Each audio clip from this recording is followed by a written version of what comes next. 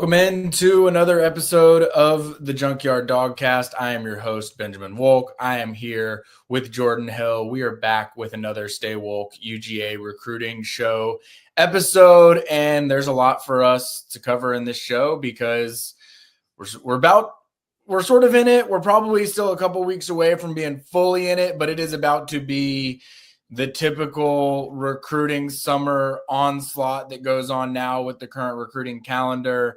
So we're going to get into all sorts of things during this episode. Georgia added a commitment over the weekend. We're going to talk about Kealan Jones and what Georgia added. We won't have, I'll say this right up from the jump.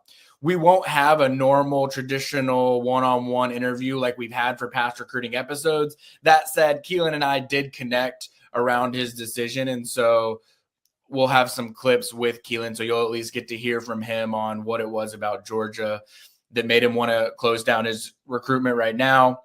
We'll talk about some of the other big takeaways from G-Day. There were a lot of people in town, official visitors, unofficial visitors, big targets that are going to be back in the summer, so we'll get into some of that as well. There are some big decision dates that are coming up here, end of April, beginning of May. We're going to talk about the latest on the what we've heard around all three of those big upcoming decisions. And then I dropped a new mock class as well. I guess, Jordan, that might be the one thing that I didn't prep you for on this. I want to kind of get your take on one or two guys from that mock class, but we'll get into that towards the end of the episode as well. And then, as always, we'll talk arrow pointing up. We'll do predict to commit. So you'll see who Jordan and I are thinking are going to end up in Georgia's class. But Jordan, we're a few days removed from G-Day. We're really into the transfer portal right now. How are we feeling? Feeling pretty good. And I was just thinking about this, Ben, that it's kind of a trade-off between both of us right now as far as the busy season. Because for me, with the team stuff, spring practice just ended, still kind of wrapping up G-Day, but now it's sort of the in-between between the end of spring practice and then trying to kind of fill the gap until spring meetings or SEC media days. Well, for you, it's kind of the exact opposite. It's just now really picking up. I kind of thought of the meme of the two guys on the train, and one's looking really sad and one's smiling really big. You're about to go into your busy time, and I know I'm looking forward to following along with your coverage at Dogs 24/7 because you do a really good job of recruiting, and like you had mentioned, it's about to pick up. Well, it already did sort of pick up. I mean, it has somewhat throughout the spring, but really on Saturday, we know Georgia has a track record of getting a commitment on G-Day. Like, they like to have some buzz around the annual spring game. Last year, it was Darren Akinnigbon. This year, it was three-star safety Kealan Jones from Sprayberry. And we've talked about him a little bit. I think we talked about him on the post G-Day podcast for a little bit. But I really wanted to make sure that we featured him during this episode today because I don't think folks know a whole lot about him just because of the way that his recruitment unfolded. And so for everybody that's completely new to Kealan Jones and doesn't know anything about him, I'll just kind of give you the high points for him. He's 6 foot, 185 pound safety that could probably play free or strong safety. He'll probably cross train a little bit at star, but he is going to be in Travaris Robinson's room. Travaris Robinson was his lead recruiter to come into that safety room. And this is an in-state guy that not a whole lot of people knew about prior to the start of this year. So just to kind of give you the backstory on Keelan, at Sprayberry, he didn't play a whole lot as a sophomore. I know that was a point of frustration for him because he felt like he should have been playing as a sophomore. And so he went into his junior year with something to prove. He didn't have offers. People didn't really know who he was. And he was playing in a defensive backfield with another guy at Sprayberry, 5-star cornerback that's committed to Alabama right now, Jordan Edmonds. And so I think that Keelan recognized if you have a good junior year, there are going to be a lot of eyes on Sprayberry football games because of the stature of Jordan Edmonds' recruitment. And so he put together an incredible junior film. I mean, this was a guy who plays with reckless abandon on the football field. Like, he loves to hit. He loves to step up, into the box and tackle oncoming running backs. You throw on his film, and that's what Kealan Jones does really throughout the course of it. We've talked about Zach Fort already in this recruiting class, a guy that Georgia's bringing in at safety that is a team leader, that's super savvy, high football IQ, all of the types of things that Travaris Robinson really covets from his safeties. And I know that Dante Williams was sort of the lead recruiter with Zach because of relationships, but he's going to be playing safety in T-Rob's room. I see a lot of similarities. I was joking with both Zach and Keelan about this. I was like, T-Rob has a type because you all are very similar. Neither of you are going to blow us away being 6'3" safeties. Neither of y'all are going to blow us away, running 4.3s, but you do everything really, really well. You have all of the measurables and testing numbers that you beat the bare minimum. So Georgia doesn't have to worry about whether you have the size or athleticism to play at Georgia. That's just not the area where you're going to blow people away. Where you are going to blow people away, leadership skills, savvy, football IQ. And when you talk about, to people around Zach Fort, you talk to people around Kealan Jones, they all say a lot of the similar things in terms of how much you trust them as football players. And when you're talking about Georgia safeties, you look at Chris Smith in the past, you look at, Lewis Seen was more probably physically built and athletic than some of the other safeties that have come through. Same can be said for Malachi Starks. But you look at, the Chris Smiths of the world, there is a proven blueprint at Georgia for you don't have to be the biggest dude in the world. You don't have to be the most athletic dude in the world. But if you eclipse those minimums that Georgia looks for, and then you have the film to accompany it, and you have all of the intangibles that Georgia looks for, where at that position specifically, it is not easy to play safety in Georgia's defense. You have to learn a lot, and you have to be a leader type. Is what makes what Malachi Starks did as a freshman and what KJ Bolden did as a freshman so impressive.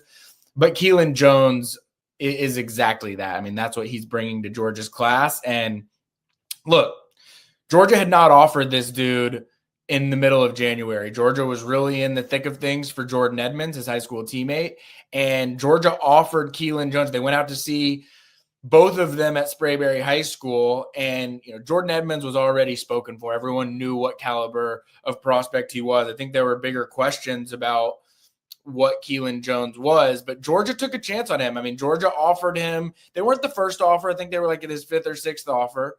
But they were definitely the big offer that completely changed the complexion of this recruitment. And you saw after Georgia offered, Florida jumps on board, Auburn jumps on board, Tennessee jumps on board. He started adding all of the offers that you would expect him to add when he picks up a Georgia offer. And he takes that junior day visit to Georgia. I think it was January 18th. And really from then on, this was Georgia's recruitment to lose. I don't think it was always so obvious that he was as high on the board at Georgia as it turned out that he was. But this was someone that I think Georgia wanted to keep a little bit quiet, didn't want everybody to know how strongly they felt about him. And then once they offered him in January, it was really guns blazing in that recruitment. I know we're going to take a look at some clips with him, Jordan, and some things that he said about why he chose Georgia and what went into the decision, this, that, and the other. But just from what you've seen from Keelan, what stands out to you about what Georgia's bringing into the 2026 recruiting class? Well, I thought it was a good point you made about Georgia kind of wanting to keep it hush-hush, because I have to imagine, with Georgia's success finding defensive backs, especially, you brought this up with a Chris Smith, Javon Bullard, some of those guys, they do such a good job of finding that 3-star that fits what they're wanting to find and what they need. And those guys coming to Georgia and having success. So I can understand them sort of wanting to kind of downplay or not really talk about Kealan Jones. This is something too, Ben, if we want to play this right now or in a little bit, it's just some of his huddle highlights. I've got them pulled up, but it's one of those things I talked about on Tuesday when we did sort of our G-Day wrap-up episode, where the positions where I don't really have second thoughts when it comes to Georgia's evaluations. The top one's inside linebacker. You could throw tight end there too, but just the secondary. They do such a great job of evaluating these guys. I know that Kealan Jones checks the boxes that they're looking for, or he wouldn't be in this situation. They wouldn't have offered him, and they most certainly would not have accepted his commitment. I think, you have to feel good about what Georgia's looking for, and that Kealan Jones checks the boxes of what they want when it comes to a future safety or star. That's actually a great point. Before we get into some of the audio clips, let's pull up his highlights for anybody that is watching on YouTube. And if you're not watching on YouTube and you're listening along on podcast, we'll be talking through the whole way, just some of the things that we're seeing and also just what you can expect from him as an athlete. And what I will say too is I don't want to shortchange the athleticism that he has there, because I feel like I might have done that slightly when I was just talking about both him and Zach Fort. I mean, this is a dude I was talking with his stepdad, and his stepdad trains him. His stepdad works with other linebackers and DBs around the area as well. I'll note that his stepdad, you'll probably recognize his last name, Riddick. He comes from the Riddick football family, Louis Riddick on TV, a lot of other former NFL guys in the Riddick family as well. So there's a football pedigree. And, you know, when I was talking with his stepdad about Keelan, a lot of the things that you see on tape, like, he just is always where you want him to be. You can trust that Kealan Jones is going to be making the right play. And I think that there's something to be said for that at safety. I mean, you're seeing here, he's dropping back in coverage. He's turning his hips. He's making a play on the football. So I don't want to shortchange the athleticism just because he's, you know, knows where to be and he's willing to step up and make tackles. I mean, this was a guy who grew up doing gymnastics, which was something that I learned about him last week. And look, you're not a dude doing gymnastics if you don't have some freaky athletic traits. I mean, he and his stepdad both said to me, he still got it a little bit. Last year, he went and did one of his post-game, you know, round off back handspring back flips. And his stepdad joked, he's like, I didn't know he still had it like that, but he still has it like that. So by no means do not let me shortchange his athletic skill set just because I think that his football IQ is what I gravitate toward. I mean, the thing to me, just watching the start of his highlights, I just don't feel like there's any wasted motion. Like, he knows where he's trying to get and how quickly he needs to get there. Great ball skills. I mean, just seeing some of the one-on-one shots he's covered and his ability to get his hands on the football. I like what we've watched so far. And again, yeah, I mean, he's very impressive to me. And then, you know, just what we're seeing in this film, and then you throw in those other intangibles you already talked about. I mean, I don't know, you know, again, you've made this point a few times when we've talked about Keelan, you know, that sometimes fans see, okay, he's a 3-star, okay, whatever. At defensive back, I mean, Georgia has such a great track record there. I don't know how you can't be excited about somebody like this. Well, and the 3-star thing's funny to me too, because I'm pulling up my text here to figure out when I was going back and forth earlier this spring with some people on our scouting team at 24/7 as well, because there were a few guys in the state of Georgia that I felt like we were slower to add rankings to. I think it was Kealan Jones and then a guy from North Oconee High School, Dallas Dickerson, a wide receiver that is going to be a Landon Roldan 2.0 from North Oconee High School. We had profiles created for them. We didn't have any stars on them, which again, everyone freaks out about that at this point in time.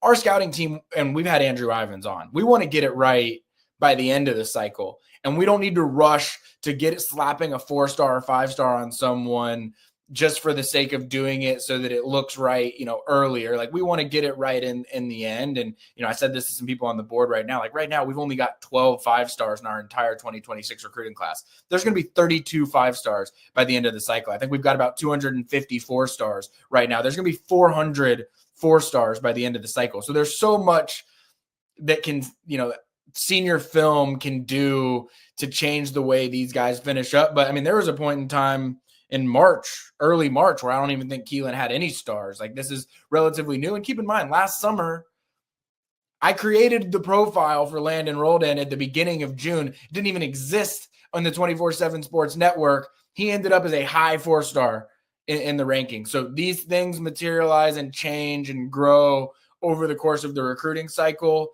What you need to know about Georgia is that they know how to scout defensive backs. They especially know how to scout safeties. And when you look at what Zach Fort is and what Kealan Jones is, there is clearly something that, and a couple different characteristics that Georgia is clearly looking for at this position. And Kealan Jones exhibits all of those. Jordan, I would like to jump into sharing some of the clips of from my conversation with Keelan. And like I said earlier in the show, it's not going to be the same as a normal interview where I'm sitting down and asking Keelan questions for 20 minutes. But we're gonna go in and out of a handful of clips from our conversation. I wanted to start really just simply with him on when he knew it was Georgia. It's always a fascinating thing for me because when they announce it is not always the same as when they really knew in their heart of hearts that it was Georgia. So we're going to start there. I asked Keelan, when did you really know it was Georgia? And I'll say it was, just for date purposes on what he's talking about, is around March 15th. It was probably like after the spring practice. It was just like something different that I felt about it. And me and my stepdad talked about it. And I was really, he kind of wanted me to go. Like, he liked it. He could tell that I liked it so much that he wanted me to commit right there. But I was trying to be more patient with it. And just really after that spring practice, it opened my eyes a little bit more about Georgia. That's something I hear so often is you go to a spring practice. And I think spring practices are one of Georgia's greatest selling points. I mean, Kirby Smart talked earlier this month about how they're looking for guys that love football. They're looking for guys where money is not the top priority. Like, they want guys that want to come and be part of a competitive environment. And I don't think that Georgia, you could maybe have guys show up to Tuesday practices during the football season. That might be a good selling point. But I think getting them out to spring practices, seeing the intensity, seeing how fast-paced Georgia practices are, the guys that love football, those practices really resonate with them. They get out there and they're like, it is different here than every other spring practice that I've been to. And I think what he said there really that's telling to me is he realized it, he knew it, but his stepdad was the one that initially was like, don't you love this? Like, this is what you're about. Like, don't you want to commit here? And it's like, I think, Brady Marchese said something similar to me when I talked to him, and he ended up doing it on the spot. With guys that committed during the season. I mean, Lincoln Keys talked to us about like his family's looking at him during the game, kind of saying like, this is what you're about. Like, I'll say this. I know of a silent commitment that Georgia has right now that he was not necessarily ready to do it, but when he's talking with his family at practice, they're like, how are you not going to commit? Like, what are you waiting for? Like, you are ready for this. And, I just, for all of the talk about NIL and, the new generation has different priorities and all the old man yells at cloud things that you read about the NIL and transfer portal era, Georgia still has a great ability to find guys that see the vision at Georgia and what makes Georgia a special place. And I think Keelan explained that pretty well there. And I think it's funny too. I would think when you go into like a spring practice or something like that, that it's like the parent is trying to take it slow and wants their son to just take his time, while the recruit is the one that's like, man, I'm ready to commit. And it's kind of the opposite there, where his stepdad's like, what are you doing? What are you waiting on? But I think that speaks to what you're saying. And yeah, I mean, I have to imagine whether it's spring practice or a fall practice at Georgia, that opens a lot of people's eyes. I mean, we've heard, about recruits on the sideline that Kirby starts yelling at. It's like, hey, pay attention to what we're doing. Like, get off your phone. Like, I mean, they set the tone. And I don't think, we always see Georgia players come in and some don't stick. Sometimes they transfer and leave. I don't think a single one of them could say, yeah, I was totally blindsided by what it meant to play at Georgia, because they set the tone. If you're at a practice, you understand what you're signing up for. It's funny you bring that up. I just had a recruit within the last week and a half. I was asking, I always love to ask about Kirby on the mic, and we'll even have Kealan Jones talk about it here shortly as well. But I had a recruit mention to me, like, I was like, what are you thinking when you're hearing Kirby on the mic? And he said, I'm thinking I better not bring my phone out because Kirby's going to tell me to leave his practice. So nobody, I've said it before, nobody is safe. You know as well as anyone, Jordan, that nobody is safe at a Georgia football practice. And that goes for the recruits. Even the guys that Georgia is trying to sell to come to their school, they're subject to getting a hard time from Kirby Smart as well. With the next clip, it sounds like a simple question, but why UGA? What was it specifically about UGA that stood out to you? And he talked about some of those practice elements and some of those things that he's seen, but I really think the competitive nature of Georgia was really the driving factor behind it. But let Keelan share himself what it was about UGA that made him choose the Bulldogs. It was really just like the energy of the practice with all the coaches. Like all the coaches were in practice, like amped up, and it was probably it was definitely the most physical practice that I went to, and that was my first padded practice, and not no school was as physical as they were, and like as intentional as they were during their entire practice. Like it was like an hour and a half short practice of like just straight work. Like it was no like lackadaisical, none of that. It was probably better than any of the other schools I've seen, and I like how Coach Smart is really involved in practice and everything. Like, cause you see a lot of head coaches that kind of just walk around. He's on a microphone yelling at people. Like he's in every drill. He's involved in practice, and that's it.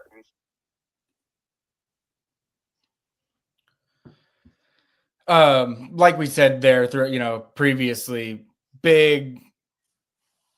the football practices at Georgia are just different. Like there's no other way to put it. I'm not saying that there aren't other programs that practice hard and there aren't other programs that have lively invested practices, but it is clear that when you go to Georgia, you are experiencing something different than everywhere else that you go to. And I guess we don't need to linger on it too much, because I also then of course asked Keelan about Kirby Smart on the mic at these practices as well. And Jordan, let's let him share what he heard from Kirby Smart on the mic at practice. It was really just like overall, like he'll be on the other side of the field, probably think he would never even like be paying attention to you, and then he sees you do like one thing, he's yelling at you from all over there, like one-on-ones and stuff, and he's yelling, and like I feel like that's just the type of coaching that I need. I feel like that's the like aggressive coach that'll just tell me the truth, like not try to sweet talk nothing. Yeah, eyes in the back of his head. I think that's sort of the general sentiment people have about Kirby Smart at practice. Like it doesn't matter where he is or where you think he is, no matter what you're doing, he's going to know if you're doing it the wrong way. That doesn't matter if you're a recruit. That doesn't matter if you're, his starting safety. It really doesn't matter. Like he is going to call you out, and he is going to see to it that everybody on the field hears what mistake you made while you were out there. The beauty of Kirby on the mic is that it's a wireless mic, and you really don't know where he is, whether you're an offensive lineman going to work or say you're a reporter writing down the depth chart of the wide receivers. You got to keep your head on a swivel at a Georgia practice. As I've mentioned already too, like Travaris Robinson is going to be the position coach for Kealan Jones. He was the primary recruiter for Kealan Jones. And look, I don't know how many people listening to this have much knowledge about who Travaris Robinson is as a coach or a player, but he is really a perfect extension of Kirby Smart and Will Muschamp and what Georgia has had experienced at safety. He loves on his guys. You see the relationships that he has with his players and his recruits. Like he loves on his guys, but he is going to coach you really, really hard. I think that, Keelan had some comments to me about what he knows about how, much T-Rob is going to hold people accountable, and that this is a football program. Like you are coming to Georgia for football reasons. Let's hop into what Keelan had to say about T-Rob and just, what that position coach means to him. Just like really that I'm a priority, and that it's like strictly football. Like obviously they have like, it's like a family over there, but it's like it's nothing sweet about it. Like they gonna, especially Coach T-Rob, like he gonna tell you the truth. Like I say, he gonna give you that stern coaching, but he gonna celebrate when you do good too. So he's just like, let me know that I'm a priority, and that they want to sign Georgia kids, and they want in-state kids, and that they really want me on the team. There's nothing sweet about it. I love that. I love that line. You know, when you come to Georgia, you gotta be hard nosed. You gotta have thick skin. You gotta be a tough guy. It's not for everyone, but I think that Georgia, look, it's not like Georgia has 100% retention rate of its roster, or it has 100% hit rate on guys that it brings in. So it's not saying that they are completely, foolproof when it comes to identifying who the right guys are to bring in. But I think Georgia has done as good a job of anyone of identifying why you want to come to Georgia and what qualities are important for you to have to be successful at Georgia, and being very open with recruits about what the experience is going to be like. I think in many ways, the NIL transfer portal era has allowed Georgia to change the way that it recruits in some ways. Like back in the day, you might tell a kid, oh yeah, it's going to be great. We have fun here, family environment, things should be awesome. And then you get there and it's a major wake up call. Georgia doesn't do that anymore. Georgia is brutally honest with guys. I mean, I heard Tate Ratledge say it time and time again on his podcast that he did, or when he was doing any kind of media interviews. Like, it is hard to be a football player at Georgia. Like, I think Tate had the clip from his podcast that he did that was like, if you value your free time, don't come to Georgia. Like, if you want, if you want things to be easy, or you want to be able to spend time with your girlfriend whenever you want, like, don't come to Georgia. But if you want to come develop and become a better football player, Georgia's the place to be. And I think that what Keelan said there, like, it's hard. It is not easy to play football at Georgia. It is going to be a rigorous football environment.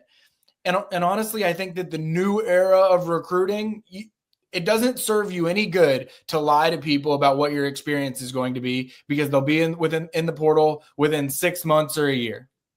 But when you are brutally honest about how hard it is to play football at Georgia, the guys that want to play football and they want to be in that hard environment, they're going to want to come play there. And not only are they going to want to come play there, they're infinitely more likely to stick it out for the 3 to 4 year window that people want these guys to be sticking it out for. Well, the thing that I always come back to with that, Ben, like, obviously, yeah, it is very difficult, and it's not easy to play at Georgia. But I would imagine, if you polled a lot of these kids, one of their big aspirations is to play in the NFL. And I think a lot of them have the right mindset, especially the ones who come to Georgia, who stay at Georgia, that this is going to make them better, that this is what's going to help them play on Sundays. And I think that that's something that pushes a lot of those guys. And I give a lot of credit to a guy like a Tate Ratledge, who you mentioned a few minutes ago. Tate could have left after the 2023 season and went ahead and gone pro, because especially knowing, like, it's going to be really hard. It's not going to be a very fun experience as far as the practice and the prep you have to put in. But, a lot of guys like Tate are bought in and they want to make the program better, and they stick around. And, now they're set up well as far as getting a chance to play in the NFL. Now, this final clip of Keelan's that we're going to share, there's probably a little backstory that needs to be given here. So like I already mentioned, he's high school teammates with a guy named Jordan Edmonds. And Jordan Edmonds is a 5-star cornerback. He's the number 1 cornerback in the 24/7 Sports rankings. I've seen him in multiple settings this spring, dating back to January, really. And he is every bit deserving of that 5-star ranking. Like, Jordan Edmonds is what he is projected to be. He's committed to Alabama. He's a guy that Georgia really, really wanted, and a guy that Georgia will continue to recruit, though Alabama has, really had the inside track there from the beginning of the year. Like, Georgia was trying to play catch up. I think Georgia held him off for a little while, and then he eventually committed to Alabama. I wouldn't be stunned if he still takes an official visit to Georgia at some point. But I asked Keelan, these two guys are really close friends. Like, I went up to Sprayberry earlier this year and spent some time with both of them. Like, you can tell that there is a very strong bond between the two of them. I think they would have liked to play college football together, and whether there's a chance that still happens remains to be seen. But I asked Keelan, all right, you're committed to Georgia now. Jordan is committed to Alabama. These are two of the titans of the SEC. I know they're not traditional rivals, but I consider them one another, the rivals to one another in the SEC. Let's see what Keelan had to say when I asked him about him and Jordan, because I was expecting him to say, I'm going to recruit him. I'm going to convince him to come to Georgia. That's not exactly what he said. I told him, man, we gonna whoop them. That's basically what I said. We're gonna whoop him. We're gonna whoop him. He's already reached trash talk phase when it comes to his high school teammate. Honestly, I love it just because I know the relationship that the two of them have. But I really was expecting a very vanilla. He loves Bama. I love Georgia. We'll see. I'll try and convince him to come to Georgia, but we'll see what happens. But no, he just went straight into trash talk. I love it. And especially any position, you want to hear a little trash talk, but I like a DB who wants to, push one of his teammates. And like you said, I think, he's going to be doing what he can to try to convince him to change his mind. But otherwise, both of those guys, I think, have very bright futures as SEC defensive backs. All right. Any parting thoughts on Kealan Jones before we get into some of the other G-Day takeaways? No, again, I like the addition. I like, and you would probably have a good insight on this, Ben. It just feels like these last couple recruiting classes for Georgia just seems like the state of Georgia is just in such great shape with the caliber of prospects that, Georgia is going to go out of the state of Georgia and go out and get guys and make sure that its class is full. And I never get the sense that Georgia is going to pick a Georgia guy just because he's from the state of Georgia. But I've been really impressed with just the caliber of talent in this 2026 class just from the state of Georgia. And to me, Kealan Jones is another guy who, as you mentioned earlier, this is still pretty early as far as, recruiting rankings and stars go. I think this is a guy Georgia fans should be excited about. We'll probably hear more about as far as the recruiting stuff as the year goes on. Completely agree. All right. Well, Kealan Jones was the news of the day. He was certainly far from the only recruit that was on campus. As you know, Georgia makes G-Day a big recruiting event. I will say it probably wasn't as loaded of a group as it typically is. And I think part of that is everyone just getting more acquainted to the calendar and understanding the importance of these official visits in the summer. But there still was plenty to take away from a recruiting standpoint from G-Day. I'll start with there were two official visitors on campus. So there was safety Jara Edwards, and then there was offensive lineman Malachi Lee. Both of these guys are out of state. Jara Edwards is from Maryland. Malachi Lee is from Hawaii. I think a lot of times with these non-June official visits, the ones that are coming before June, you're seeing a lot of out-of-state targets. And I think these are, for lack of a better way of describing it, I think these are official visits where Georgia is, taking a chance on things. I don't think any time that someone is officially visiting for G-Day, or maybe the ones that you see, at the beginning of May, maybe as we start to get into the scavenger hunt weekend around May 16th, that's when I start to take these official visits a lot more seriously in terms of Georgia's real chances. But I think that there are relationships built there, and Georgia wanted to get these guys on campus, and they might have official visits set all throughout June, and they wanted to take their shot at it. And do I like Georgia's chances with Jara Edwards? No. Do I like Georgia's chances with Malachi Lee? No. But is there a chance? Yes, because they took a visit. They took an official visit, and they wanted to make sure to get Georgia on their calendar in some way, shape, or form. So, in Jara Edwards' case, he took a junior day visit at the beginning of the year. I even included him in my first mock class 1.0 because vibes were high between him and Georgia at the time. That recruitment has gotten a lot more competitive over the last couple of months in terms of the teams that are involved, in terms of, what Edwards deserves to be earning as part of this class. And so I just think it becomes a lot more difficult. But what I will say is, of all of the defensive back targets that Georgia is recruiting in this class, Jara Edwards is really the one that fits the Malachi Starks, Lewis Cine mold of, 6'2", big body safety. And Georgia would like to add that in this class. Whether or not that's going to be possible, I think is really dependent on whether Jara Edwards chooses Georgia, which obviously I'm not predicting at this time. But I will say he was accompanied by a bunch of his family. This is the second time this year that he's visited Georgia. I just think the challenge becomes he's not someone that's planning. He told me previously, and I don't know if this is altered at all, but he told me previously he's planning to make a commitment decision on July 4th. He's going to be making a lot of visits, official visits between now and July 4th, where it makes me think that Georgia will sort of be out of sight, out of mind by the time he makes that decision.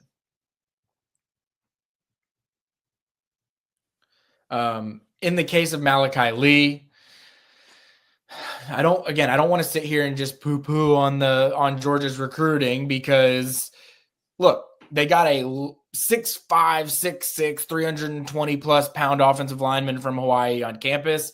I just think if we're looking historically at Georgia, how often has Georgia signed guys out of Hawaii when West Coast schools desperately want them? It doesn't happen very often. So it's a win, a recruiting win in itself to get him on an official visit for G-Day. Anything beyond that, I think, is gravy. I'm not expecting him to be in Georgia's class at any point. And quite frankly, Georgia has a lot of other big-time offensive tackles that they're recruiting where I think that they can live with that. Now, is there a chance that we're sitting here in June and we're having a slightly different conversation about both of these prospects because of the way safety recruiting is gone or the way that offensive line recruiting is gone? Yeah, that's certainly possible, but I just wanted to set realistic expectations right now that I'm not anticipating either of these official visitors to wind up in Georgia's class. It's one of those things where it's worthwhile for Georgia to get them to campus. It's not necessarily a game day atmosphere. There was maybe 30, 35,000 folks there at Sanford Stadium. But, these are high caliber recruits. You want to give them an opportunity to see Athens, check it out, and you might turn some heads. I mean, again, with the Hawaii prospect, I think you hit the nail on the head, Ben. It's just so hard to beat out a West Coast team for a recruit like that. But again, it's one of those, you take a swing if you're Georgia. There's really nothing lost in trying to bring them in and see if you can get them to think twice about where they wind up going to college. I would say the more important visitors really weren't, as weird as that sounds, the more important visitors probably weren't the official visitors, just because I think Georgia's the highest percentage of players that Georgia is going to sign in the 2026 class are going to come from the official visits that happen May 30th, June 6th, June 13th, and June 20th. And a lot of the top guys that were on campus for G-Day were on there for unofficial visits, and they'll be taking summer official visits. But I will also add, other than Seven Cloud, every single one of Georgia's commitments was on campus this past weekend. We've already talked about Kealan Jones a bunch. We've talked about Zach Fort a little bit as well, the safety out of IMG Academy. Tight end from Michigan, Lincoln Keys. He was on campus last weekend as well. Brady Marchese seems like he's been at Georgia every single weekend. And then Vance Spafford from the West Coast at Mission Viejo, wide receiver, still going to be a competitive recruitment. He was also on campus. One thing I'll say about all of those commits, I'm going to shamelessly tease Dogs 24/7 because as we're recording this, the story is not up. By the time that you're able to listen to this, the story will be up. I'm going to have a VIP article just looking at the status of each of Georgia's current commitments. There's been some shifting around with Jontavius Wyman flipping to Miami earlier this spring. So we're just going to kind of give an up to speed on where all 6 of Georgia's current commitments are and what the intel is with each of them right now. When it comes to non-commits that were on campus, you got to start with Mark Bowman. I know you have him on your predicted commit list, Jordan. This is as coveted of a prospect as there is at Georgia right now. Like when we're talking about Jared Curtis and Jackson Cantwell later in the show, like Mark Bowman is that in terms of how Georgia views him. Like this is a guy that Georgia is going to fight desperately to land. I think that Georgia and Texas are the 2 programs in best position right now. But I will say he is good friends with Vance Spafford. He is good friends with Lincoln Keys. The 3 of those guys hung out a lot this weekend. And I think that Georgia is utilizing every angle it can to try to get Mark Bowman into this class. Jordan, what do you think? I know he's on your predicted commit list, but how are you feeling about that prediction right now? I feel pretty good, and it definitely felt good to see him pop up with your mock class that I'm sure I highly encourage folks to go check out. But no, it's one of those things where tight end, Georgia just does such a great job not only of stacking talent, but the thing that always amazes me, Ben, is the fact that they are able to convince these guys to come together in the same class. You know, I look at a guy like Lincoln Keys, who's been committed for a while, and then talk about Mark Bowman. You talk about potentially getting a guy like Caden Prothro, who, you know, might be more of an offensive weapon, as you've written about, compared to just a straight up tight end. But, you know, these guys see it as a chance to join one of the top programs and to push each other and to compete. So I definitely like what I'm hearing about Mark Bowman. It was one of those picks after I made it where it's sort of like, man, I don't know. Like, it's just, there's so much talent and they've recruited the position well. But, you know, right now I'm feeling pretty good, but we know we're a long way from the thing being decided. Yeah, I mean, it'll be either Georgia or Texas, I think. I mean, Oregon's involved, Miami's involved, USC's involved, but I think the SEC schools have really made an impression on both he and Vance Spafford. I think that's a big reason why Georgia got Vance Spafford's commitment to begin with. He really has always wanted to play in the SEC, and those two are close enough. I don't want to say that they're a package deal because I know how people freak out about package deals, but I think that those two are close enough that I like the idea of both of them playing together at the next level. Whether or not it plays out that way remains to be seen. You mentioned Caden Prothro. He was another tight end that was on campus. And again, I don't even think of him as a tight end. He's a tight end / wide receiver. I think you got to think about him a little bit differently than all these other tight ends that Georgia is recruiting. You know, teasing my mock class a little bit. I have another Todd Hartley special in this recruiting cycle. I think with Mark Bowman, Lincoln Keys, Caden Prothro, if Georgia has a way to be able to sign all three of those dudes, I think it's only a matter of time before Todd Hartley's a head coach somewhere, because what he does in his position room year over year over year, it's unexplainable, really. Like what him and Glenn Schumann are able to do is really beyond me. And it also makes sense why Kirby Smart has done everything that he can to retain both of those guys every year, because just know this, like, with the job markets and the way, you know, people that have wanted to hire both of those guys through the years, it has not been easy for Kirby Smart to retain them. And I think Mark Bowman and Caden Prothro are just another example of Todd Hartley always being in position for the best guys in the country. Yeah, I mean, with Todd Hartley, I was convinced this past offseason, I was like, oh, that's going to be a no-brainer for Marshall. Go hire him. He's a guy that spent a little time at Marshall. Southern Miss, he got some run there. But those programs' losses, not being able to convince him to leave Georgia, is the Bulldogs' gain. I mean, just an outstanding recruiter. And, you know, he's a guy that will be a head coach one day. I'm really convinced of that. And if you're a Georgia fan, every year that he's still at Georgia, consider that a big win. Completely. A couple other names that I'll just throw out that were on campus that will take official visits this summer. Outside linebacker, linebacker / outside linebacker, Keldrick Golston. I believe the son of former Georgia football player Keldrick Golston. I think he's Keldrick Golston too.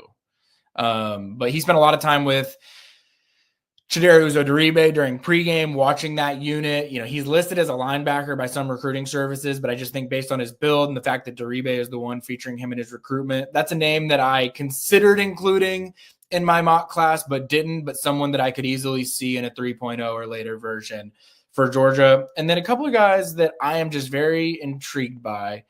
Kayvon Conciaro, Houston County, big body wide receiver. I think Georgia's going to want to add some kind of big body at wide receiver from the state of Georgia in this class. And then Tamarian Watkins is listed as a safety in most places. I had him in my mock class as a linebacker. Georgia's recruiting this guy as a linebacker, and as I try and figure out who does Georgia sign beyond Tyler Atkinson, and I'm just operating under the assumption right now that Georgia is going to sign Tyler Atkinson, even though he has not said as much. There's been no indication that he's like really trending towards Georgia. That just feels like a recruitment that is going to be hard for Georgia to lose, but it's been who is going to be the other linebacker.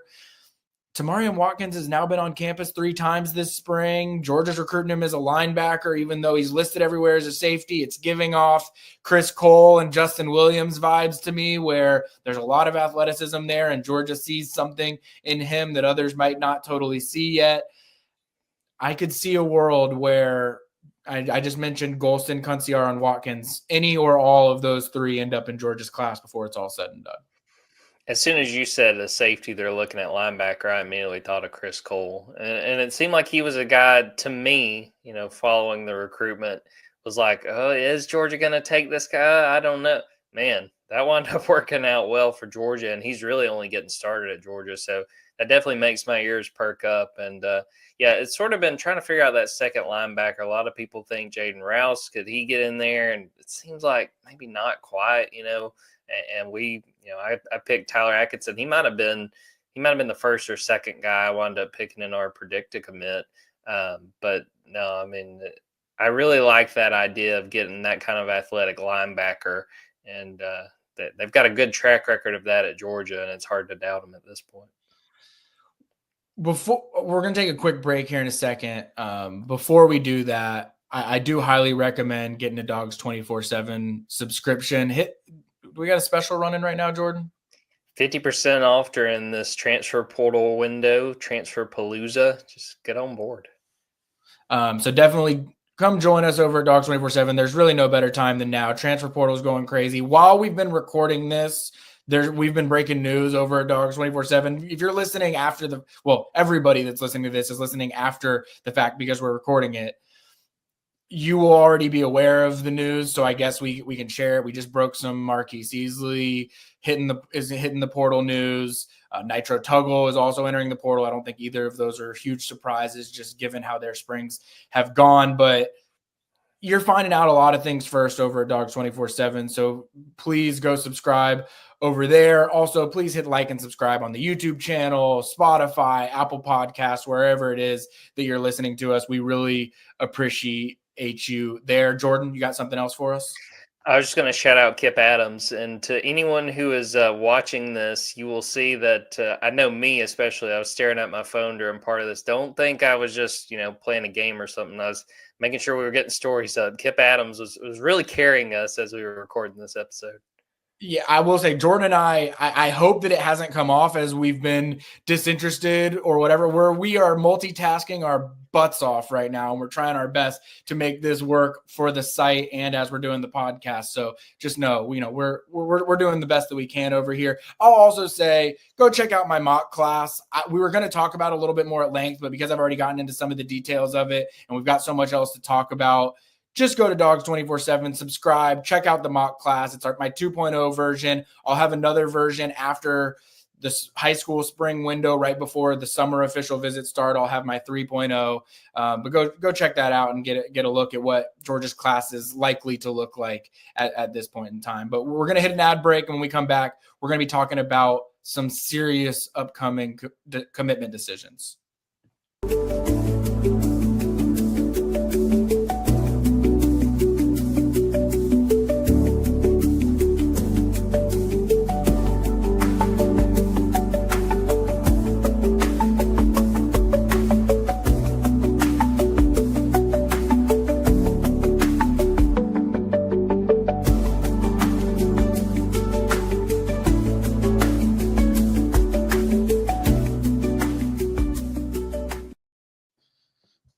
All right, we are.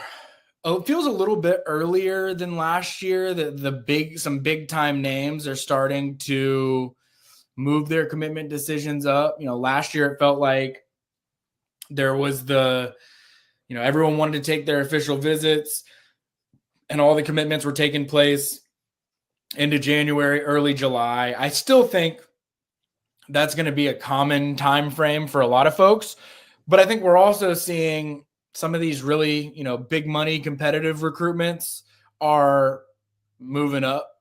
They're happening sooner because I think that a lot of teams need to figure out what their summer budgets are going to be able to look like. And so because of that, we've got some major 5-star commitment decisions coming up here in the next 2 to 3 weeks. And so I wanted to highlight some of those. So I'll just call out the three guys that we're talking about. We've got Jackson Cantwell, 5-star offensive lineman from Nixa, Missouri. We've got 3-star, and this is less so like the big money, big time recruitment, but someone that Georgia is very much in the mix for that will be deciding in the middle of all of this as well. 3-star offensive lineman Malcolm Gaston from North Augusta in South Carolina. And then 5-star quarterback Jared Curtis from Nashville Christian in Tennessee. He'll be making his decision on May 5th. I'm going to start with Jackson Cantwell. I'm just going to separate all three of these decisions, and we'll go through all of what we've heard from each of them, and then I'll put Jordan on the spot to make a prediction right at the end of them. Jackson Cantwell. This is the offensive lineman that everybody has known about forever. Last spring window when Georgia coaches went out to hit the road, the very first place that Stacy Searles went wasn't to go see a 2025 recruit. It was to go see Jackson Cantwell. Jackson's told me that Stacy Searles was the very first coach that went out to see him at that practice. And so it's not any kind of secret how much Georgia loves this dude. Like, Georgia has wanted Jackson Cantwell in the class forever. It's become trickier in the current complexion. We've talked in previous episodes about the collective world, the booster back collective world, and the revenue share model world, and how we're sort of in this bridge moment where teams are trying to creatively find ways to be able to do both as best as they can. And it's made the NIL chaos probably more than it ever has been. And so I've heard people say this in the past. This is not a new, unique comment that I'm making, but this is one of those recruitments where I think 3 years ago, Georgia would have signed Jackson Cantwell 10 times out of 10. 7 years ago, it would have been a no-brainer. It would have been one of the easier recruitments that Georgia ever had. We're not in that same world. You can be more open financially. You can not everybody's operating off of the exact same budgetary limits and those types of things. And so this recruitment has gotten wildly competitive. And, he has a top 4. It's Georgia, Miami, Oregon, and Ohio State. I think for a long time, Georgia was the favorite by many in his camp. I think that Jackson has always had Georgia in his top 1 or 2. He's represented by Drew Rosenhaus's agency, and Drew Rosenhaus's agency has represented many a Georgia football player now and that are going to, that are already in the NFL. And so there is a strong relationship there between Kirby Smart's Georgia and Drew Rosenhaus and that agency, just because of the NFL pedigree that Georgia has and the number of former Georgia Bulldogs that Drew Rosenhaus represents. So there are good relationships there. I think what this is going to come down to now is what kind of contract is Drew Rosenhaus and Jackson Cantwell going to be looking for? Because if it is a fair and reasonable one, I think that Georgia is going to have a competitive offer. This is a guy that Georgia really, really wants. And I've mentioned already Jared Curtis, Jackson Cantwell, Mark Bowman, Savion Hyder, Tyler Atkinson. Like, these are the handful of guys that I do think, I don't want to say Georgia will break the bank for, because that implies that they'll just pay $1 billion to them and they don't care about anything else. Georgia is always going to be responsible in the salary cap world to make sure that they are fairly paying all 85 or all 105, depending on what that ends up being. And they care as much about 84 and 85 on your roster getting their fair market value as they do number 1 and number 2. And I think what also you have to factor in is Jackson Cantwell. When is he going to get on the field at Georgia? Is he going to be a first-year guy? If he's a first-year guy, that changes what that offer can look like, because you're much more comfortable paying a higher year one dollar amount to somebody that is going to be playing as a true freshman. If you're not going to be playing until year 2, or you think it's going to be taken until year 3, I think you're going to see the way that those deals are structured reflect the way that these programs are expecting them to fit in the depth chart throughout their time on campus. I think the most interesting element in all of this is he's scheduled to take an official visit to Oregon the weekend before he makes his decision. So it's 3 big weekends in a row coming up for Jackson Cantwell. This weekend, he's participating in the Kansas relays. Last year, he broke a couple of 40-year-old records in the Kansas relays and the discus and the shot put. So he's got that this upcoming weekend. The weekend after that, he's going to be at Oregon for an official visit. And then the week after that, he'll be making his commitment decision at a ceremony at his high school between those 4 schools. A lot of people saw Oregon is getting an official visit from Jackson Cantwell the weekend before he decides, and I think they defaulted to he's going to Oregon. I kind of feel differently about it, and this is not 100% intel based as much as it is tea leaf reading. I don't think that Oregon would be burning their official visit on Jackson Cantwell if they were confident that they were going to be getting him 4 days later. I think they'd be wanting to save that for the summer so that they could get him back on campus and pay for him to come out and take that trip then.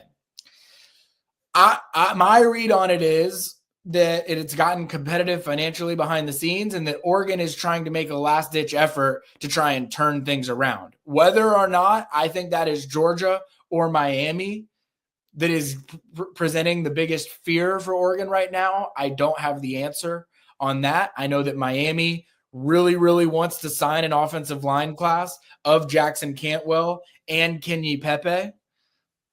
I'm still, I think that's a little aggressive for Miami to think that they're going to be able to get both of those guys, which is why I think that Georgia is more in this Jackson Cantwell thing. I think it got to a point where it was very much, is it Oregon? Is it Miami? Is he going to price himself out of Georgia? I'm not there yet. I still think that Georgia, with 13 days until he's making his decision, is very much in the mix. And I think that Georgia is going to have some answers when he comes out of that Oregon official visit if they need to have any last-minute negotiations or anything like that leading up to that April 30th decision. So I don't personally have an answer yet on whether I think it is Georgia, Oregon, or Miami.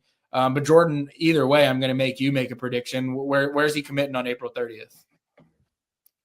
I'm going to say that he picks Georgia. I like the thinking you got there with why he's going to Oregon right there at the end. And it's one of those that it's so hard to get a read on how this is going to play out. And I mean, I think a lot about, which I'm sure we'll probably talk about too, the Jared Curtis situation where it's like both sides were kind of sweating based on when he was committing. Like sometimes sometimes we put too much stock in the date and when was the last visit and trying to read between the lines because none of us have any of the answers. So I think with what Georgia has done on the offensive line in the past, I think if you're Georgia, selling him on having a chance to play on offensive lines that'll have a guy like Juan Gaston and some of these other guys, I like the opportunity they have to sell this to him. And I'm going to go with you and say that Jackson Cantwell winds up picking Georgia. Okay. All right. There you heard it here first. Jackson Cantwell to Georgia, courtesy of Jordan Hill. Second recruitment we're going to take a look at here is Malcolm Gaston. This is an offensive lineman from North Augusta High School in South Carolina. He has a commitment decision scheduled for May 2nd. That is a top 4 of Georgia, Florida, North Carolina, and Virginia Tech.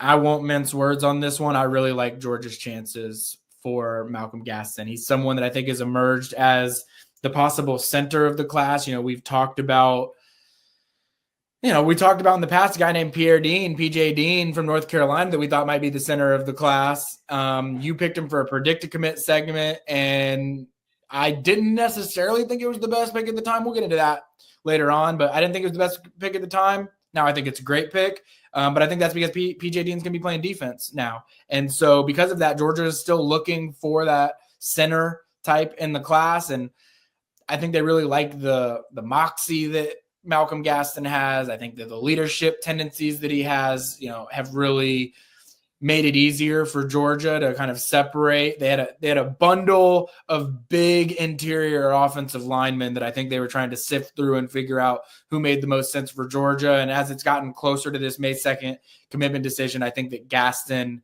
really fits what Georgia is looking for and what they like. Is it completely over yet? I wouldn't say it's completely over. I think Florida is still in his ear. I think that, he's taken some visits to Virginia Tech. North Carolina is always intriguing right now with Bill Belichick. I think it's something that you always got to keep an eye on right now. And quite frankly, if Bill Belichick's in on you in the top 4, I think you should feel good about your eval of a guy, even if he's a lower rated 3-star like Malcolm Gaston is.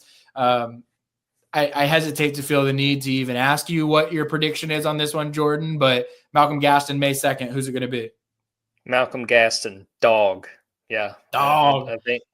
I think Georgia's going to win out on this one. This is one that I think Georgia's done a very good job of prioritizing and understanding sort of the puzzle pieces to this 2026 class as far as the offensive line and getting him, and then us figuring out, okay, PJ Dean needs probably more of a defensive guy.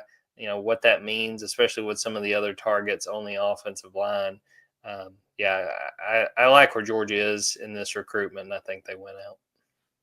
And last but certainly not least, 5-star quarterback Jared Curtis. This is the one that I think we've talked about for every episode for the last 2 months, pretty much, that we've done one of these. We talked about Jared Curtis in some way, shape, or form. We've already talked about his commitment decision being scheduled for May 5th. This will be a Georgia versus Oregon decision.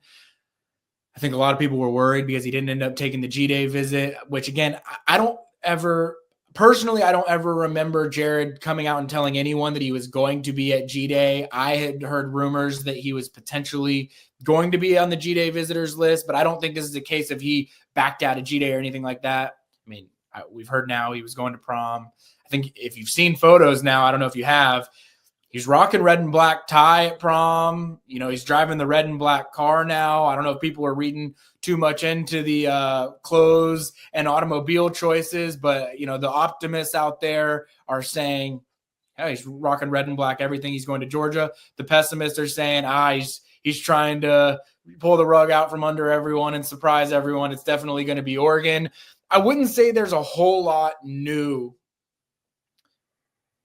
in the Jared Curtis recruitment from the last time that we talked about it. Like, this is an ongoing conversation.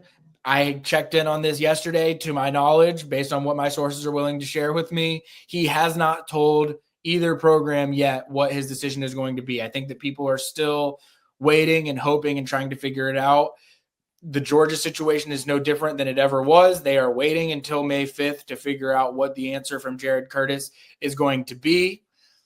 I will tease the mock class that he was not included in my mock class, but my confidence levels are not super high on whether I had included him or not included him in my mock class. It was not going to be super high on what I think is going to happen, because I really think a week and a half from now, we'll probably start to have more firm answers, because he's going to start letting people know, what his decision actually is. I know that he was one of your predicted commits, Jordan. I know that,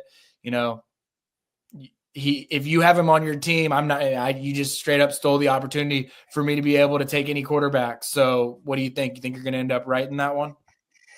Man, this is one I keep going back and forth on, but I think ultimately he picks Oregon. I think it's one, especially with the show we're doing, kind of feels a little homerish to say, yeah, they're about to go 3 for 3 on these 3 big names.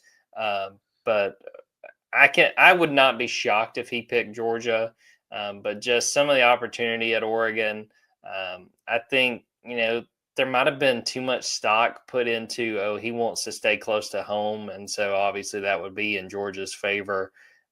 This is one where we talked about the last time we did a Stay Wolk episode, that Georgia fans should not panic if he does not pick Georgia because of Bo Bentley and because where Georgia between those two, we think Georgia would be in good shape to land one of them and feel good about it in the 2026 class. So I'm going to say Georgia goes 2 or 3 of these guys, and that Jared Curtis picks Oregon. All right. Well, we'll immediately pivot to becoming the number 1 Bo Bentley podcast in America in the event that happens.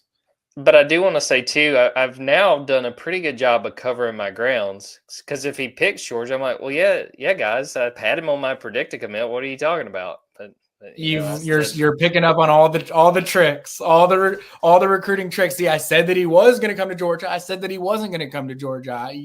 This is just the way it is. So, all right, cool. Well, yeah, I don't know when the next show is going to be after this. So I don't know whether, like, timing wise, it'll be probably in the middle of all of these decisions. And so I don't know whether it will make sense for us to do it in the middle of it or wait until after it. And we'll figure all that out. So that'll be on the programming and editorial side of things. Jordan and I will figure that out. But I only bring that up to say, I don't know 100% whether we will be doing any more previewing of these recruitments or whether this is the official kind of final preview. We'll do it on one of our main episodes, I'm sure.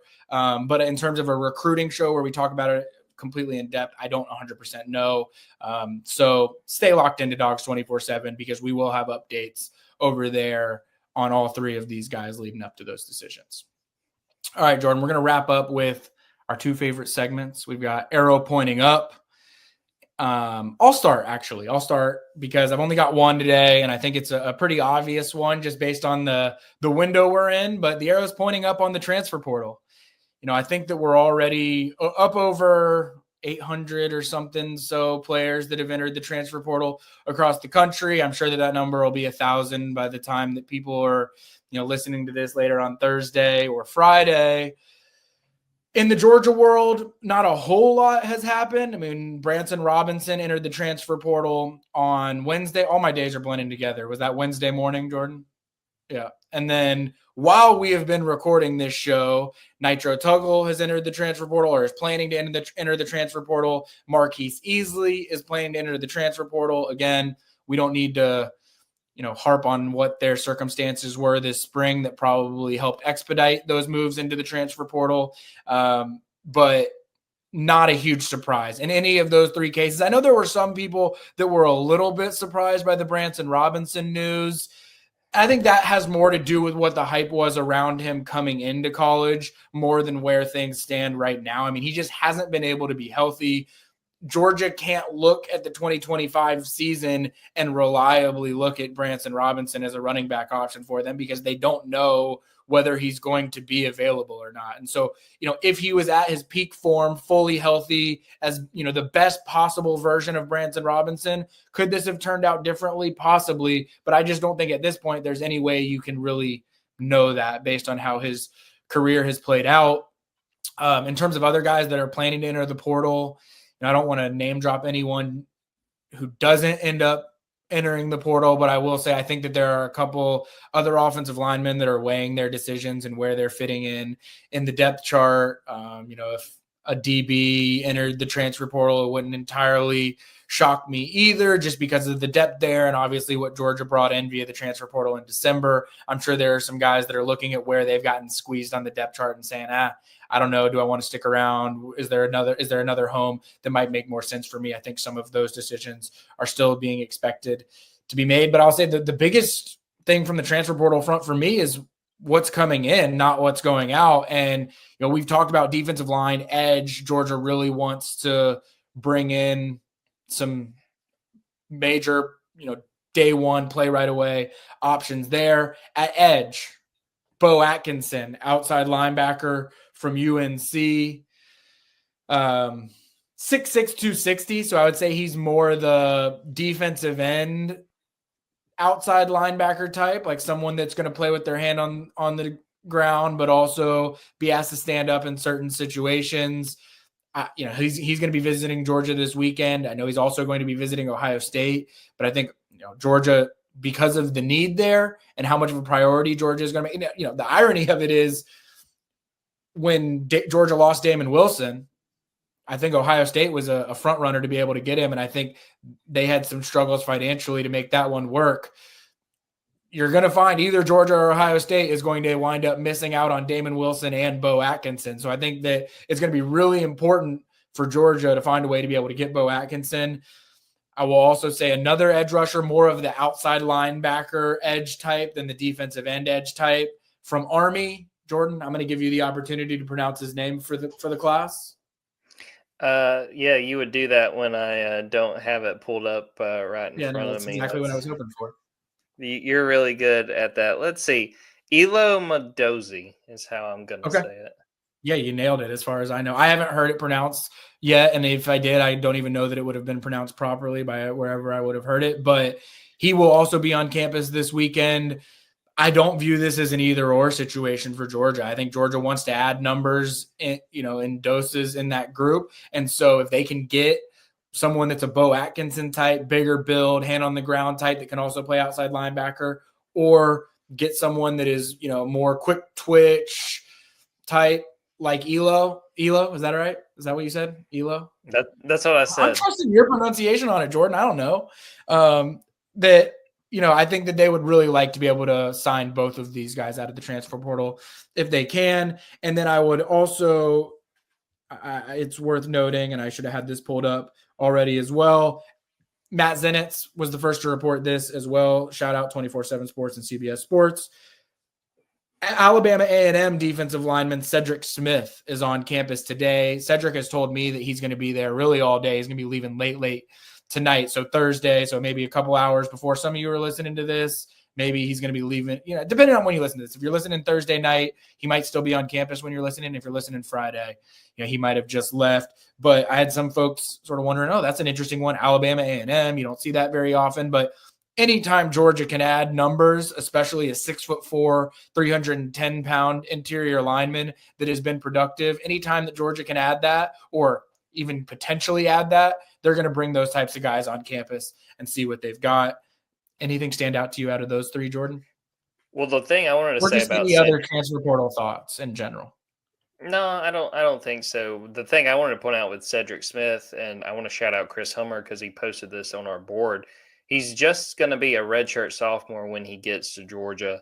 So I look at this very much like when they added London Humphreys last year. And yes, we saw London Humphreys make some plays for Georgia. He wasn't a huge part of that offense, but they got London Humphreys with his sophomore year, his junior year, and his senior year left to play at Georgia. So I think as much as anything with Cedric Smith, you're getting a guy with multiple years of eligibility. So I think you feel good about that. And then, with the outside linebackers, that edge rusher, I think Bo Atkinson is that top priority, and getting him from North Carolina, a very productive guy. I think a guy that you want to come in and immediately start.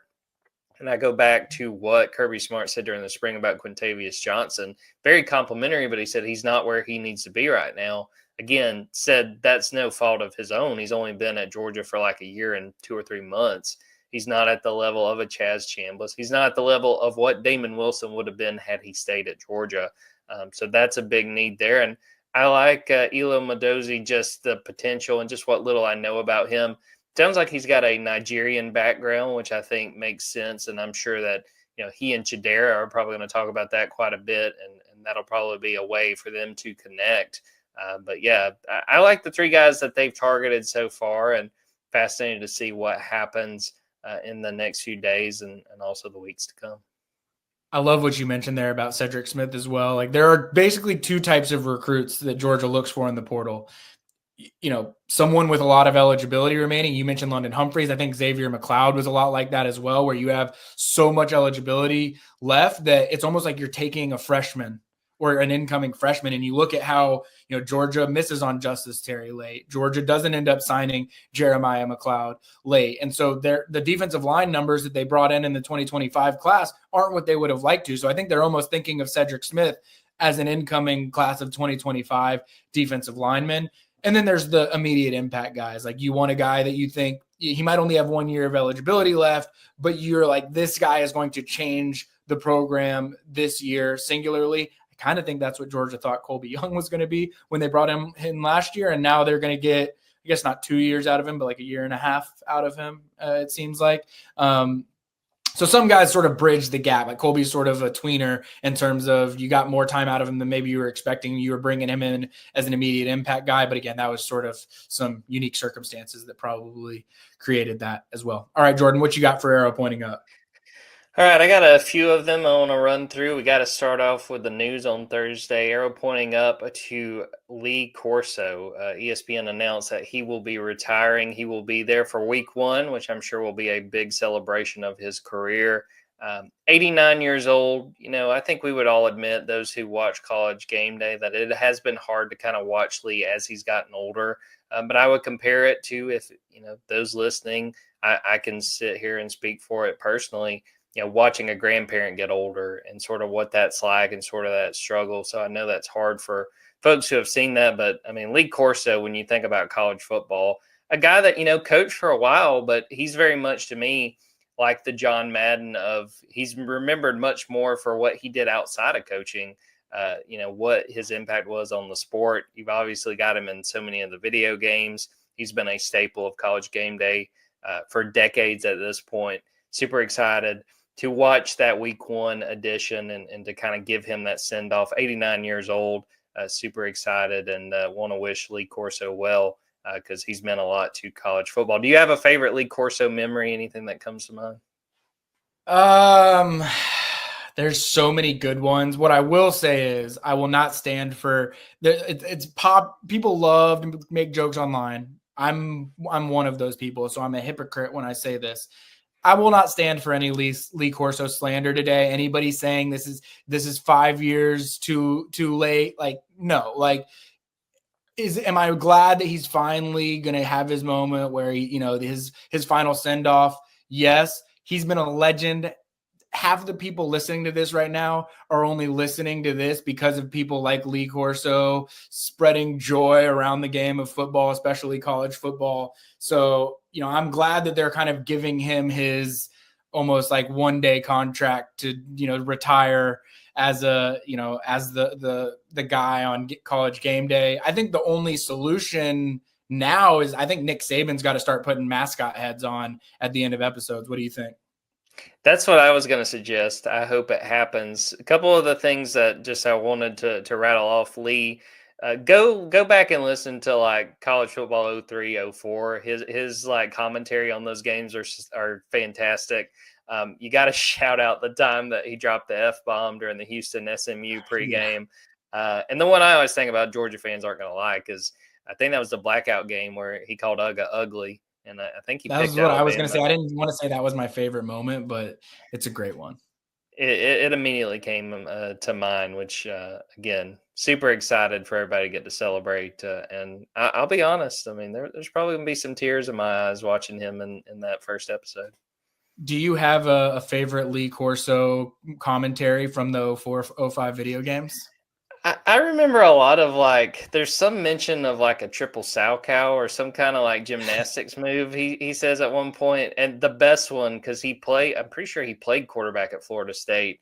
If you're playing poorly, he says something like, "Somebody get me a helmet quickly." Like he's like, "Hey, let me get in there. I got a few more snaps in me." The one that I always find myself saying during football games when they're just running the ball, it's the pound it inside until the defense calls for mercy. I don't know why I always find myself saying that during football games. It's so good. Yeah, go ahead. Sorry. Couple other quick arrow pointing up. Georgia baseball did something that the Braves have very much struggled to do this year, which was win in Truist Park. Shout out Colby Branch, hit a home run in Truist Park. Man, they might need Wes Johnson to hang around a little bit to help the Braves. And Georgia beat Georgia Tech 5-2 in Truist Park. And then the last one, I'm very upset at myself for not bringing this up on Tuesday's episode. But shout out to the Masters. And Ben, you want to let the people know how our Masters pool wound up playing out? You want to let folks know what happened there? Yeah, actually, I would love to.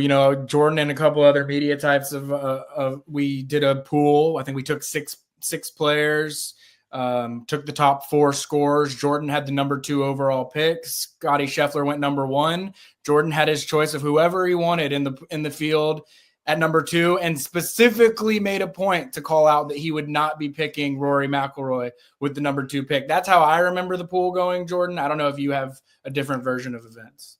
Well, what I want to say is, one, I sacrificed because Rory is not winning that tournament if I picked him. So you guys who were rooting for Rory, congratulations. But 2, even in spite of me skipping out on picking Rory, I kicked y'all's ass. I won by 7 strokes. Shout out. Who all did I have? Jason Day, Xander Schauffele, Russell Henley. Had to get a dog there at the end. Even in spite of me not picking the champ who dominated for the majority of the tournament, I still wound up taking the pool. Yeah. You have your story. I have mine. I'll remember it my way. You can remember it your way. Nobody needs to know that I only had 3 players make the cut. and that my only player that finished above par was Ludwig Oberg, who went 4 over on his last 2 holes. So that, nobody needs to know any of that. All right, last portion of the show, predict a commit. We're only going to do one today for everybody who's gotten tired of me doing multiples or throwing curveballs or anything like that. Just a nice and easy predict a commit segment. I'll give the refresher on who all we've selected already.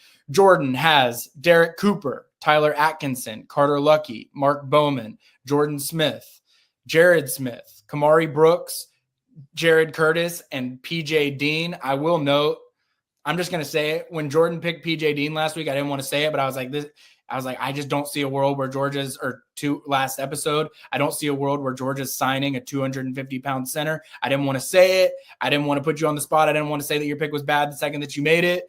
And then I come to find out 3 days later that he's switched over to being a defensive lineman.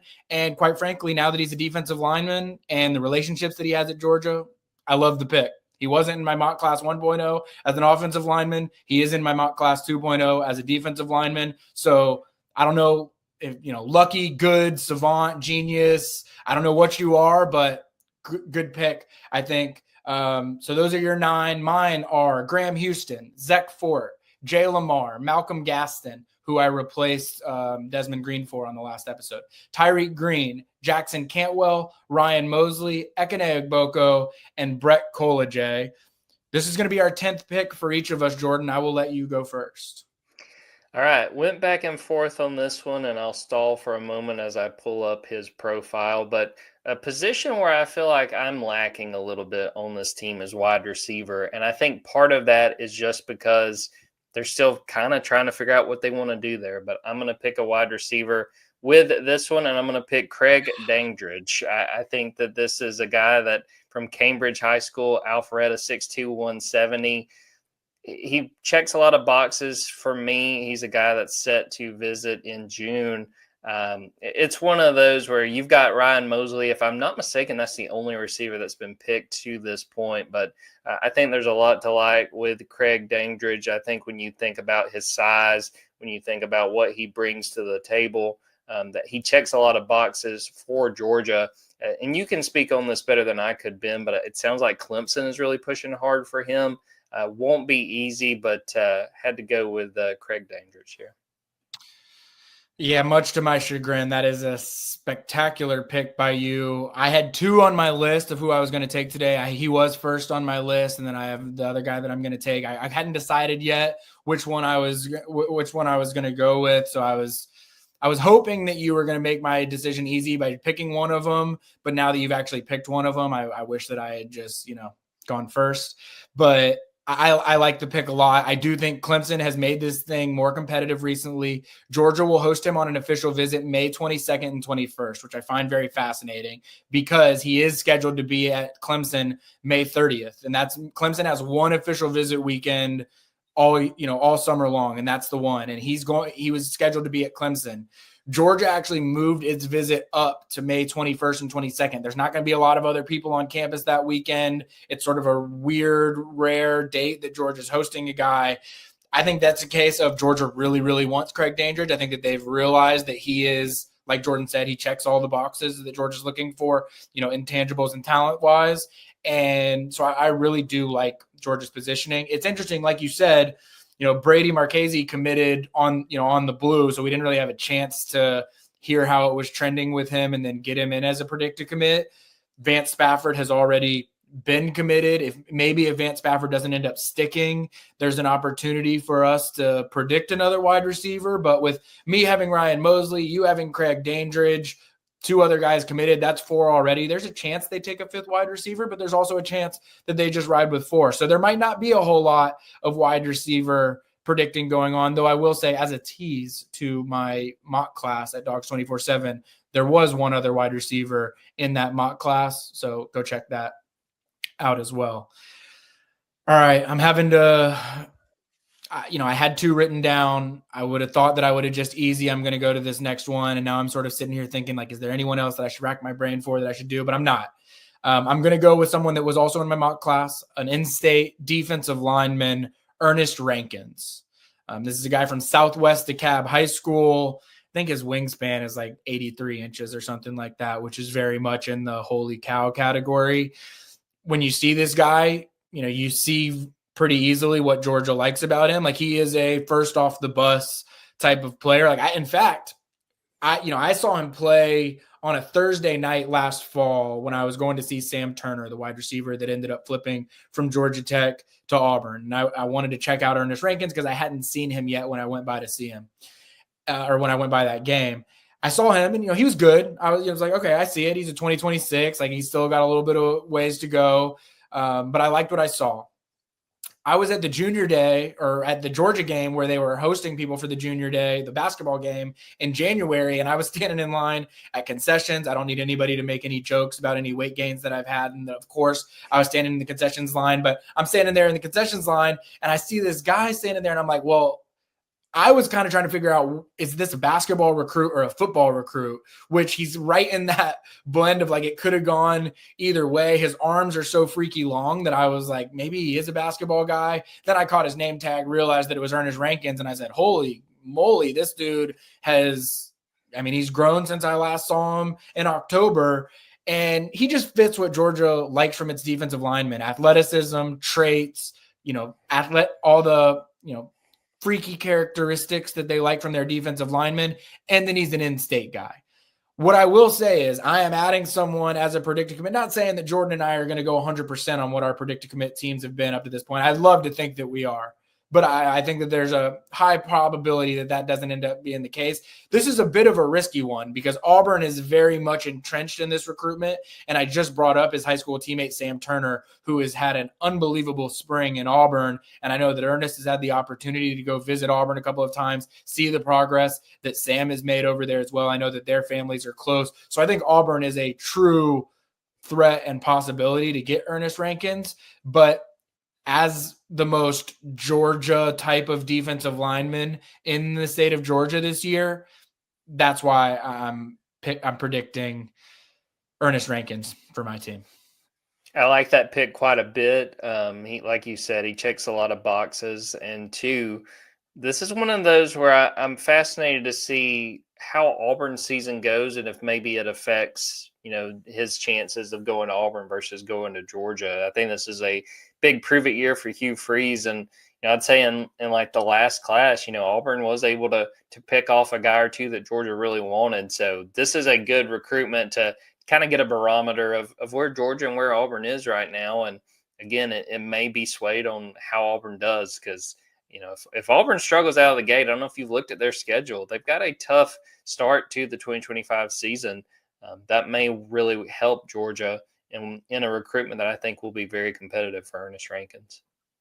All right, so our teams are 10 deep now. That's 20 players in total. I don't know how many episodes we're going to have between now and the summer official visit window, but we might be looking at 15 players each or something like that as we get into the official visit window, and then we might add a couple here or there throughout then as well. So there will be some wins and losses for both of ours, but I got to say, Jordan, you claim to be our football team guru and our basketball team guru. I'm starting to think you might be our recruiting guru as well because I love the team you've put together here. I really appreciate that, Ben. When I saw your latest mock, and as I pointed out, because I had to point out on our board that I think I had 7 guys that I had drafted that Ben included in his mock draft. That was a pleasant surprise for me because I was really worried when we started this segment.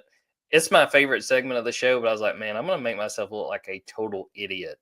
Before we wrap this up, I wanted to get your opinion on the guys you have picked. Is there a sneaky pick that you made that you're like, man, in hindsight, I really like that? Because mine's very clearly PJ Dean, who I had no idea he was going to switch to the defensive side and sits pretty, it sounds like, in that aspect. Is there a pick you've made that you're like, man, this wound up making me look a lot smarter than I really knew at the time?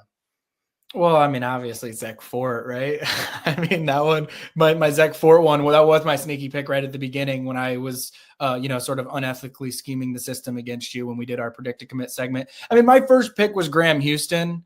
And I think that picking not a super, there's not a ton of publicity around him, interior offensive lineman. I still feel really good about Georgia signing Graham Houston. So I would say that being my first pick and me still feeling as confident, because I'll be the first to admit, like, there's some of these picks that both of us have made along the way where when we made them, I felt great about it. And as things have transpired, I don't feel as great about it. Like Jay Lamar is a perfect example. Like when I picked Jay Lamar, I was like, there's no way he signs anywhere other than Georgia. I put in a crystal ball pick for him to Georgia. And now he's changed around his official visit schedule to accommodate that Clemson week, that one Clemson weekend that they do. And he's going to visit Georgia at the very end of June. I still like Georgia's chances for Jay Lamar, but it's certainly not a slam dunk like I thought it was when I made it. And so the fact that Graham Houston was my first pick and there wasn't a lot of frills around his recruitment at the time or even still, yet I'm still feeling pretty good about it. Like that's the one that'll probably be my, high IQ pick, I guess. Yeah, I like it because now that I say that, I probably just jinxed it. Well, you got to deal with the Buford curse. And I mean, that's something that people, even if Georgia got KJ Bolden and done all that, that Buford curse can get you. And I mean, to your point, Ben, truthfully, when you made the pick, I didn't know anything about Graham Houston. And I mean, I think, again, that kind of goes with the position he plays. But, it seems like things are trending in the right direction still with Georgia. And yeah, what Buford curse. Yeah, well, I have 20% of my 10 right now are Buford players with Graham Houston and Tyreek Green. So I guess I am completely fading the Buford curse with my predicted commit. I don't know. Maybe I should have factored that in more as I was making these picks. But great picks again by you. We'll see, I guess, as it plays out the rest of the year. As of right now, we'll let the people know. I've got one predicted commit correct, and you have 0, just to set the record straight. But I think that's set to change here in the near future. And you've got some guys on your team that'll be making decisions. Well, I guess you got Jared Curtis. They'll be making his decision by the beginning of May. As always, thank you for checking out the Junkyard Dawgcast. Whether you're watching on YouTube, Facebook, Twitter, whether you're listening on Apple Podcasts or Spotify, we appreciate you. Please like and subscribe however you can in those various places. Like I said earlier in the show, I don't know exactly when the next episode is going to be because the normally scheduled date would be May 1st. That's like right in the middle of Jackson Cantwell deciding and right before Malcolm Gaston and Jared Curtis decides. Maybe that is the exact perfect window for us to do it. So we'll play that by ear, but stay subscribed to Dogs 24/7 and we'll definitely keep you informed on when you can expect an episode. I'm your host, Ben Wolk. I'm with Jordan Hill. This was a great episode of the Junkyard Dawgcast, the Stay Wolk UGA recruiting show. And until next time, thank you guys.